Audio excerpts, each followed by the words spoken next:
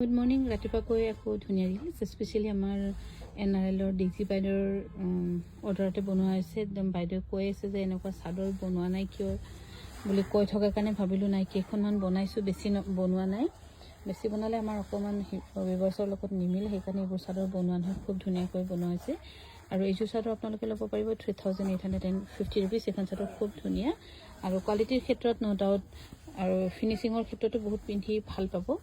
কমফৰ্টেবলটো ক'বই নালাগে। ইয়াৰ দাম হৈছে 3850 ৰুপিছত ৰেডি টু ৱেৰ কৰি দিয়া হ'ব। এইখন খুব ধুনীয়া ছিংগল চাদৰ আৰু ইয়াতে আপোনাৰ লাকি বাৰ্ড আছে 3850 ৰুপিজ। অকণমান দাম হ'ব পাৰে কিন্তু কোৱালিটিৰ ক্ষেত্ৰত বহুত ধুনীয়া।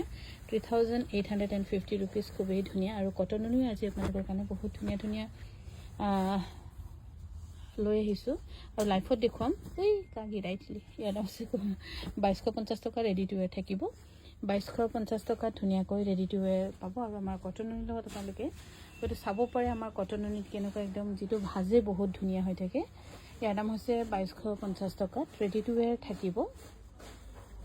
এইযোৰ হৈছে কটননি 2250 টকা আৰু এইযোৰ যে খুব মৰম লাগিছে। কোনোবাই যদি মাক দিম বুলি ভাবি আছিলে বিহুত আগতীয়াকৈ অকণমান লৈ থ'ব পাৰে।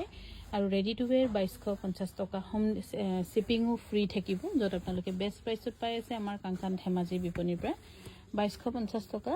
এইফালে হৈছে 2250 টকা।